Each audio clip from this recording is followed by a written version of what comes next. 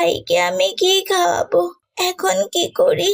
এই অবস্থায় না পারবো আমি নিজে বাঁচতে, আর না পারবো আমার ভাইকে বাঁচাতে। তুমি আমাদের কি শাস্তি দিচ্ছ আল্লাহ? তোমার কি আমাদের প্রতি একটু দয়া হয় না? তুমি তো এর আগে অনেক জালিমদের কঠিন শাস্তি দিয়েছো, তাহলে ওই ইসরায়েলের দখলদার বাহিনীকে কেন দিচ্ছ না? ওরা কেন আমাদের উপর এত অত্যাচার করছে আল্লাহ? আমরা আমাদের নিজ পবিত্র ভূমিতে পরাধীন হয়ে বাস করছি।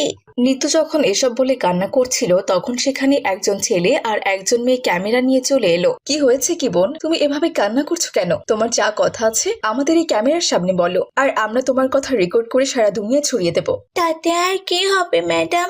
তাতে কি আর কোনো লাভ হবে? সারা দুনিয়ার মুসলিমরা তো জানে ফিলিস্তিনের মুসলমানদের কি অবস্থা চলছে। কে আমাদের জন্য কি করছে বলুন তো?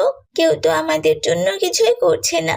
সবাই তাদের ভোগ বিলাস আর আরামায়েশের জীবন নিয়ে ব্যস্ত, আর আমরা শুধুমাত্র লড়াই করছি, প্রতিদিন মরছি মসজিদুল আকসা আর গাজাকে রক্ষা করার জন্য। গাজার মতোই পবিত্র ভূমি শুধু কি আমাদের একার বলুন তো, নাকি সারা বিশ্বের মুসলিমদের? উত্তরটা আপনিই দিন। মসজিদুল আকসা ছিল আমাদের প্রথম কিবলা, তাহলে এই লড়াই শুধু আমাদের একার কেন করতে হবে? বাকি মুসলমানরা কেন আমাদের সাথে লড়াই করছে না? কেন করছে না? জবাব দিতে পারবেন আপনি? বোন, সারা বিশ্বের মুসলমানেরা তো প্রতিবাদ করছে, তারা তো নিজ নিজ জায়গা থেকে এ ব্যাপারে কথা বলছে, কিন্তু ওই ইসরায়েল সরকার তো কিছুতেই দমছে না, জুলুমের মাত্রা আরো বাড়িয়ে দিচ্ছে। শুধুমাত্র প্রতিবাদ করলে কি আর যুদ্ধ থামবে ম্যাডাম? ইসরায়েলিরা কি এত ভালো মানুষ? আপনি বলুন, কয়টা মুসলিম দেশ প্রতিবাদ করেছে আমাদের জন্য?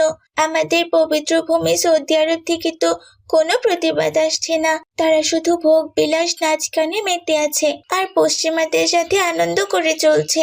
সারা বিশ্বের মুসলমানরা প্রতি বছর হজে যায়, কোটি কোটি টাকা সেখানে খরচ করতে হয় তাদেরকে।